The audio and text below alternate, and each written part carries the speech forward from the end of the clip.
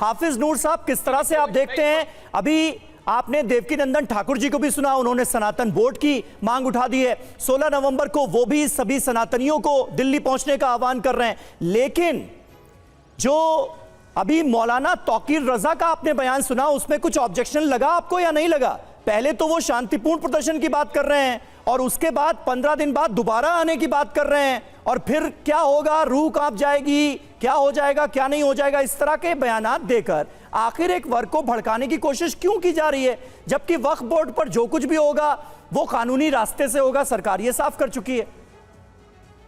जी बिल्कुल, आप बिल्कुल ऐसा लगता है। एक मिनट ललित जी, हाफिज नूर साहब से सवाल था, उनको भी सुन लीजिए। जी हाफिज नूर साहब। मुझे सबसे बाद में वक्त मिला है शायद। जी आप बोलिए।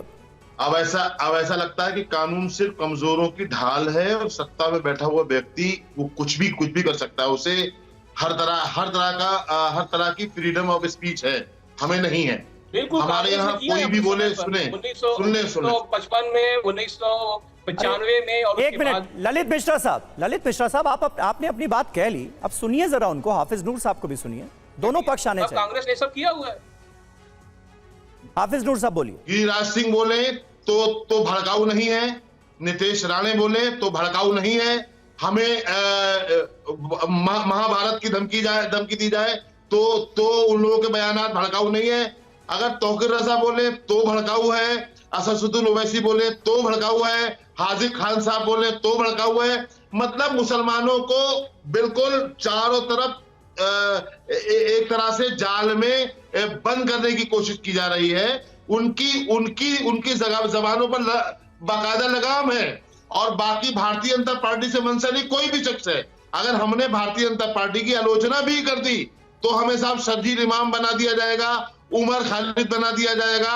हमारे साथ बहुत सारे काम होंगे जो एक आतंकवादी के साथ होते हैं। ये हो रहा है। आप चैनल के माध्यम से खुलेआम मौलाना तौकीर रजा को भड़काऊ बोल रहे हैं, ठीक है? एक मिनट हाफिज नूर साहब, एक मिनट बारे में क्यों आप हाफिज नूर साहब सुनिएगा, क्योंकि वो ठीक है नरेंद्र मोदी जी की किचन कैबिनेट के व्यक्ति हैं, इसलिए। अरे भाई सुनिए हाफिज नूर साहब, तो हम सड़कों पर नहीं निकलेंगे तो क्या करेंगे हम? हाफिज नूर साहब, एक बात आप भी कर रहे हैं, आप अपना कंसर्न जाहिर कर रहे हैं ना, हर चीज का एक तरीका होता है ना, कानून को अपने हाथ में थोड़ी ले लेंगे। और आपने जिन लोगों के बयानात का जिक्र किया, सुनिएगा मेरी बात, जिन लोगों के बयानात का जिक्र किया, जिन्होंने भी भड़काऊ बयान दिया है, अगर दिया है तो गलत दिया है, सरासर गलत दिया है, और कानून को अपना रास्ता अख्तियार करना चाहिए। एक मिनट सुनिए हाफिज नूर साहब, सुनिए हाफिज नूर साहब, मैं आपको एग्जैक्ट बयान, अरे सुनिए भाई, आप सवाल उठा रहे हैं कि ये भड़काऊ नहीं है, आप कह रहे हैं बालाजी प्रसाद। हाफिज नूर साहब ऐसे नहीं प्लीज। मुसलमान जिम्मेदार क्यों है? हाफिज नूर साहब सड़कों पर सुनना भी तो होगा ना, आपने जो बात कही, हाफिज नूर साहब आपने जो बात कही, आप जरा सुनिए। हाफिज नूर साहब सुनिए, वो कह रहे हैं, मौलाना तौकीर रजा कह रहे हैं कि जिस दिन हम सड़कों पर आएंगे तुम्हारी रूह कांप जाएगी। हमारे नौजवान बुज़दिल नहीं हैं, हमने उन्हें कंट्रोल में कर रखा है। जिस दिन ये नौजवान हमारे कंट्रोल से बाहर हो गए, तुम्हारे बस की बात नहीं इन्हें रोक सको। आपको बिल्कुल नहीं लग रहा है, सही मायने में नहीं लग रहा है कि ये मुस्लिम नौजवानों को भड़काने की कोशिश है? सुनिए हमारी बात सुनिए। जो मथुरा और काशी को छीनने की बातचीत करे, उनके लिए क्या कहोगे आप? जो संवैधानिक तरीके से कोर्ट में मामला चल रहा है और संवैधानिक पदों पर बैठे हुए लोग ये कहें कि महाभारत कर देंगे हम, उनके लिए क्या कहोगे आप? जो रोज हिंदू नौजवानों को मुसलमानों के खिलाफ भड़काते हैं। अरे भाई हाफिज नूर साहब, तो कहने को तो ये भी कहा जा रहा है कि तुम्हारी रूह कांप जाएगी, हम सड़कों पर आ गए, हमने रोक के रखा है, ना जाने छूट दे देंगे तो पता नहीं क्या हो जाएगा। अगर मौलाना तौकीर रजा गलत है तो आप उनको भी गलत कहिए आप। अरे मैं तो आपसे पूछ रहा हूँ, आपको नहीं लगता ना गलत है? आपको नहीं लगता कि गलत है? नहीं, जब बातें दोनों तरफ से हो रही हैं, हाँ बातें दोनों तरफ से। अरे तो दोनों तरफ से अगर गलत बातें हो रही तो दोनों को गलत कहिए, दोनों को गलत कहिए। हम बोल रहे हैं तो भड़काऊ है, हम बोल रहे हैं तो आपत्ति जला। अगर बातें दोनों तरफ से गलत हो रही हैं हाजी खान साहब, तो दोनों को गलत क्यों नहीं कहा जा सकता? कहाँ कह रहे हो आप दोनों को गलत? बिल्कुल कह रहे हैं, लेकिन आप नहीं कह रहे। मौलाना तौकीर रजा के बयान को भड़काऊ मानने के लिए आप तैयार नहीं है। हाफिज नूर साहब, मुझे तो हैरानी हो रही है। हाजी खान साहब बताइए। देखिए, हमारा मुल्क के अंदर, हमारा मुल्क डेमोक्रेसी से चल रहा है। हमारे मुल्क की संस्कृति अच्छी है। ये मुल्क दुनिया का खूबसूरत मुल्क है। यहाँ रहने वाले हर नागरिक को, चाहे वो तौक़ी रज़ा हों या हिंदू समाज से हों, सारों को संविधान के एतबार के दायरे में रहना होगा। सनातन बोर्ड बनता है, मुसलमान को क्या एतराज़ होगा? हमें क्यों एतराज़ होगा किसी को सनातन बोर्ड बनने पे? लेकिन मुसलमानों की प्रॉपर्टी पर अगर कोई कब्जा करने की कोशिश करेगा, वक्फ बोर्ड में जो प्रॉपर्टी मुसलमानों ने दी है वो अपनी प्रॉपर्टी दी है, वो किसी की छीन के नहीं दी गई, वो सरकार ने दी है। वो इसलिए दी कि हिंदुस्तान में रहने वाले मुस्लिम समाज के, मानवता के लोगों के ऊपर काम हो। लेकिन यहाँ सरकारें अपने प्रेसिडेंट बनाती हैं, वक्फ बोर्ड के चेयरमैन बनाती हैं और वो घपला करती हैं। हमें ना किसी, हमारे देवकीनंदन भाई बड़े भाई हैं, हमारे ये स्वामी जी बड़े भाई हैं। हम देश के हिंदू मुसलमान सब एकता के साथ रहते चले आ रहे हैं। इस मुल्क की तहजीब को, इसकी मुल्क की संस्कृति को सही रहने दो। चाहे वो हिंदू समाज की तरफ से कोई बगावत की बात करे या मुस्लिम समाज की तरफ से, वो दोनों गलत हैं और दोनों को गलत कहना चाहिए। एक तरफ एक को सम्मान दिया जाए और एक को गलत किया जाए, जैसे कि अभी नूर साहब कह रहे हैं, वो बिल्कुल गलत है। हमारा मुल्क है, बहुत खूबसूरत मुल्क है। और ये हिंदुस्तान, जब पूरा हिंदुस्तान था, अखंड भारत था, जिसकी हमारे RSS के चीफ कहते हैं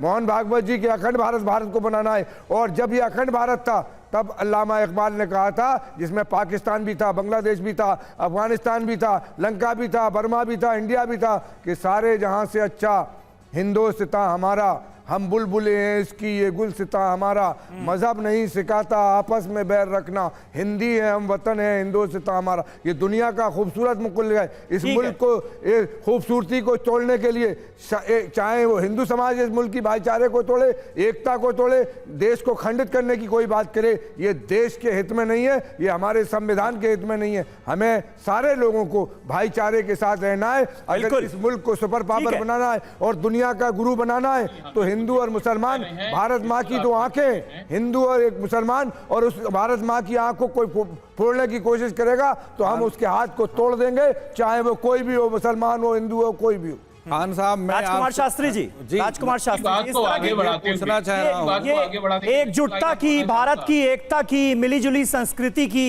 ये बातें कम हो गई हैं क्या कुछ? इसलिए जब कोई कहता है तो बड़ा अजीब सा लगता है कि ये देखिए भाई, मिल्लत और भाईचारे की बात कर रहे हैं टीवी डिबेट में। राजशास्त्री जी जी देखिए, खान साहब टीवी चैनल पर बैठ करके और कह रहे हैं कि तौकीर रजा साहब जो कर रहे हैं वो ठीक कर रहे हैं, संविधान के दायरे में कर रहे हैं। मैं आपसे पूछना चाहता हूं कि वक्फ बोर्ड में की जो संपत्ति है उसमें आप पारदर्शिता चाहते हैं या नहीं? आप ईमानदारी से अपने दिल में हाथ रख करके बोलिए, क्या आज तक उस वक्फ बोर्ड की जो प्रॉपर्टी है, जो संपत्ति है, क्या उसमें पारदर्शिता है, सार्वजनिक की गई? और यदि इस प्रकार से नहीं की गई तो आपको नहीं लग रहा कि वक्फ बोर्ड के अंदर कुछ गड़बड़ झाला चल रहा है? और यदि आप गड़बड़ झाला चल रहा है तो उसको आप ठीक करने के लिए सोच रहे हैं या नहीं? केवल वक्फ बोर्ड की बात करते रहेंगे। अरे उसमें पारदर्शिता भी तो चाहिए। उसकी सार्वजनिक संपत्ति, कितनी संपत्ति है ये सार्वजनिक, उसमें चुनाव होते हैं, जो सीनियर सीट पर ऊपर बैठे हुए लोग हैं, क्या उन्होंने आज तक पारदर्शिता की? कोई मीटिंग की? सरकार के संविधान के अनुसार क्या उन्होंने उसका हिसाब किताब दिया?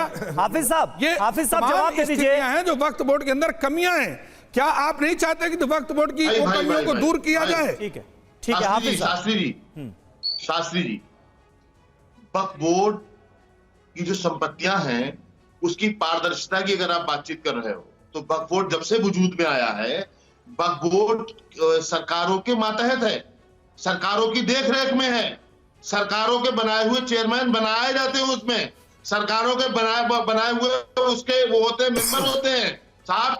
तो ये फेलियर सरकार का है, ये फेलियर हाकिमों का है कि उन्होंने सार्वजनिक तौर से उसकी हकीकी बातें सामने रखी नहीं। और उसमें अगर कोई बदलाव हो रहा है, उसमें अगर कोई पारदर्शिता लाने के लिए कोई बातचीत की जा रही है, किसको एतराज है? सनातन बोर्ड बनना है, किसको एतराज है? मतलब गाय अगर सड़कों पर घूम रही है, बालाजी प्रसाद में कुछ गलत हुआ है तो उसका मुसलमान जिम्मेदार नहीं है साहब। मैं ये- आपसे पूछ रहा हूँ, ये सरकार आप तो लोगों से अपना गुजारिश काम करिए। जो कर रही है वो सरकार अपना काम करेगी। सरकार देश नहीं, के एक प्रति मिनट, कोई शास्त्री मेरा जी, धर्म बनता है, एक मिनट, देश एक के मिनट, प्रति हाफिज दूर आपका साहब। भी कोई धर्म बनता है या नहीं? बनना चाहती है। नहीं, एक मिनट शास्त्री जी, सरकार हाफिज दूर साहब, जिलाधिकारी को जिम्मेदारी हाफिज देकर एक तो मिनट, उसको अरे भाई हाफिज समझना साहब, चाहती है। हाफिज साहब कह के थोड़ी देर चुप हो जाया कीजिए ना।